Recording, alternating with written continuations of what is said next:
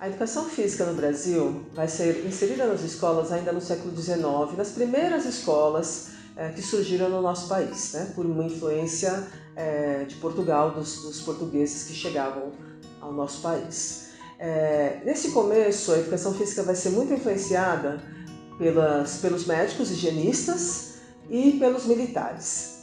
Então ela vai trazer dos médicos higienistas uma preocupação muito grande com a saúde, uma saúde muito mais biológica, né? E dos militares traz a preocupação com a disciplina. Então é uma educação física que vai ser vai ser realizada a partir da ginástica, né? Ela nem chamava-se educação física naquele momento, vai ser inserida nas escolas com um professor de ginástica, com esse enfoque de um exercício para melhorar a saúde das pessoas e para também conseguir melhorar um pouco a disciplina ou conseguir influenciar moralmente os jovens naquela época. Ela continua como ginástica, com uma ênfase muito forte na ginástica, até a década de 30, 40, quando começa a chegar ao país as práticas esportivas. Fora das escolas elas já eram realizadas, né, desde 1900, no começo de 1900 as práticas esportivas já começam a ser realizadas no nosso país, mas ela vai entrar na escola muito lentamente, sendo mais presente a partir da década de 40. E aí a educação física ganha uma nova influência. Além de se preocupar com a melhora da saúde física, orgânica, da disciplina dos jovens, ela também vai começar a se preocupar com o ensino do esporte, com a formação de atletas para representar o país nas competições e também com um caráter educacional. O esporte começa com um discurso de educação, um discurso voltado para a educação, né? Que a prática esportiva é mais agradável ao jovem e pode formar o seu caráter, ensinar a perder e a ganhar, né? Ensinar a trabalhar coletivamente. Então esse era um discurso que vai surgir na educação física já na década de 50 no nosso país, né? Aos poucos o esporte vai ganhando mais espaço e a preocupação com a saúde ou com a ginástica vai diminuindo. As influências militares também vão se transformando, elas não desaparecem, na verdade elas continuam, mas elas vão agora aparecendo a partir do esporte, sendo influenciadas também no esporte com um caráter disciplinador, o esporte como um espaço de envolvimento dos jovens na prática, o que pode fazer com que eles se envolvam menos com a política, né, ou que eles sejam mais disciplinados. Com o golpe militar da década de 60, em 64, os militares no poder viam no esporte uma grande ferramenta para a educação, para uma forma de educação, uma educação mais disciplinadora. E aí o esporte, a educação física escolar, passa a priorizar o esporte, passa a ser quase sinônimo de esporte. E esse comportamento, essa ênfase esportiva muitas vezes se reflete até na atualidade, né? Sendo um espaço que muitas vezes gerava exclusão nas aulas de educação física. Aí na década de 80 a gente tem uma nova influência, uma transformação social. Sempre que a gente tem mudança social, a gente tem mudança também na escola e mudança também na educação física. E aí na década de 80, com a redemocratização do país, com a valorização da consciência crítica, a educação física começa a procurar um novo sentido, né?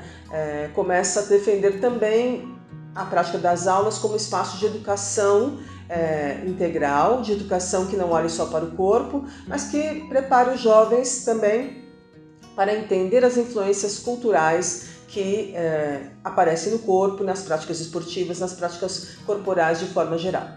E com o tempo, essas discussões dentro da educação física escolar receberam novos olhares, tanto acadêmico quanto social e de perspectiva de sociedade. Entretanto, os nossos pais, né, os pais dos nossos alunos, ainda possuem este olhar de educação física escolar. Então, dentro da escola, a disciplina de educação física escolar ainda tem uma perspectiva social de trabalhar unicamente o movimento corporal. Gera todo esse estereótipo. O professor de educação física, ele não dá aula, ele dá recreação, ele dá futebol para os meninos, ele dá voleibol para as meninas, ou na pior das hipóteses, é só brincadeira, né, só queimada, que é só isso que é importante. Não vai valorizar a questão da saúde, da alimentação, a saúde física, a saúde socioemocional, tudo isso é excluído. Quando você chega na escola, é impressionante. É o que eu falo para os meus alunos aqui. Se você vem numa aula para assistir, ninguém vai dizer que eu sou uma professora de educação física. Por quê? Porque eu tenho um vocabulário mais amplo de palavras. Então, assim, professor de educação física não tem vocabulário amplo. Professor de educação física não é inteligente, porque só entende de esporte. Esporte é uma coisa muito fácil, né? Todo mundo é capaz. Né? Então tem muito disso. Aqui mesmo nessa escola, os próprios colegas, é a primeira vez que eu vejo uma professora trabalhar. Eu falei, isso deveria acontecer o tempo todo.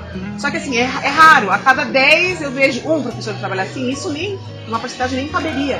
Porque é muito difícil, porque dá trabalho. Você ir contra a maré é muito difícil, porque é mais cômodo eu sentar o meu bumbum e deixar meu aluno em aula livre. Eu vou ganhar da mesma forma, mas assim, quando eu fiz o meu juramento lá na minha formação, não era para deixar meu aluno de qualquer forma, era para orientá-lo da melhor forma possível. A educação física não é tão valorizada, é considerada como um espaço dos mais prazerosos para os alunos, mas menos importante para a formação, para a vida deles, né? Muitas vezes, algumas pessoas hoje ainda defendem que a educação física deve visar melhorar a saúde dos jovens na escola, como uma prática de exercício, como era defendida no início do Brasil a partir da ginástica, que ela seja uma prática voltada para a saúde. Né? Mas a gente, com o número reduzido de aulas que a gente tem, isso não é possível. Então esses são estereótipos que a educação física tem. O professor de educação física, por sua vez, é visto como alguém que não se diferencia dos outros professores, né? Como alguém que está no momento do seu lazer, se divertindo. Então, muitas vezes eu ouvi dos meus colegas professores que, se eles pudessem nascer novamente, seriam professores de educação física, que ficaria na quadra, só no momento de lazer, sem se preocupar com o planejamento de aulas, por exemplo. Então essa é uma visão estereotipada que as pessoas têm do professor de educação física e do estudante como seres que não estão ali estudando, como se não houvesse saber e aprendizagem também na aula de educação física. Então se escuta muito, eu escuto muito de nossos colegas, a gente se escuta muito na sociedade que os nossos alunos de educação física precisam ter 4, 5 aulas para praticar o exercício físico, né? E neste olhar se desconsidera todo tipo de reflexão pertencente à cultura corporal de movimento. Então se desconsidera que o movimento corporal ele faz parte da cultura da nossa sociedade, né? Que essa cultura ela é construída mediante a história. E quando a gente olha só para o corpo, a gente diz que a gente desconsidera todo esse contexto de sociedade que interfere não só no movimento, como no nosso aluno, como nas pessoas. A física dentro da escola, ela tem uma função social de ensinar os alunos a entender a cultura corporal de movimento, né? Então, eles diante ou mediante, né, as práticas esportivas, jogos e diversas reflexões que fazem parte deste contexto, eles podem entender a sociedade e a forma como ela trabalha. Então, o professor de educação física e a disciplina, ela vai auxiliar esses alunos a se desenvolver dentro de um convívio social, dentro de uma compreensão de sociedade, através das ferramentas pertencentes à cultura de movimento. Quando se trata de escola estadual, é um tiro no escuro. Você não sabe qual vai ser o ambiente, você não sabe o local, você não sabe se vai ter material, se não vai ter nem espaço mínimo físico, né? E o que a gente espera quanto ao professor de educação física? Uma quadra que esteja coberta, existem escolas, unidades escolares que não possuem a quadra coberta, você tem que dar aula no sol, você tem que se adaptar. Se tem um espaço amplo, a gente espera o mínimo, mas nem toda vez a gente tem o mínimo. E a gente tem que se reestruturar e se reinventar, porque não é culpa do aluno, não é culpa nossa a gente deixar de passar o conteúdo porque não tem material. Corre atrás, adapta, faz uma adaptação. O importante é que eles não se sintam lesados, eles não fiquem sem a aula. Onde vai ser espaço, a gente tem que pensar. Aqui mesmo na nossa escola, a quadra já ficou interditada e eu usei o Parque do Rodeio, que fica bem aqui atrás. Né? Eu uso esse espaço aqui, externo, então sempre tem opções, é só pensar um pouquinho. Frustra um pouco? Frustra, mas assim, é sempre pensando no bem do aluno. Ele precisa aprender. E o que eu vou fazer? Quais são as ferramentas que eu vou utilizar? Hoje eu preciso de um espaço, amanhã eu preciso de um material específico, né? Dependendo da situação mesmo, até o próprio aluno ele ajuda nisso. Teve uma aula que eu precisei fazer nessa pandemia de golfe, eles confeccionaram os tacos e deu super certo. Né? Então assim, com conversa a gente consegue adequar tudo. Vou mostrar para eles que é importante estudar o corpo, o movimento desse corpo das diversas culturas. Então é um desafio gigante, porque o tempo todo as pessoas elas querem testar e nos provar, como se a gente tivesse essa necessidade de provar que a educação física é importante.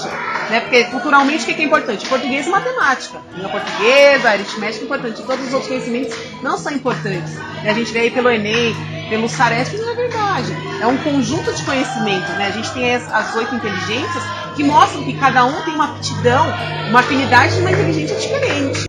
A disciplina, ela ainda é vista, né, pela nossa sociedade e frequentemente dentro da escola como uma disciplina unicamente voltada para o movimento corporal.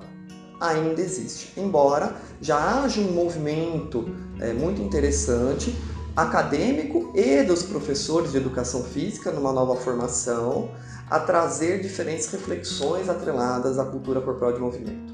Né?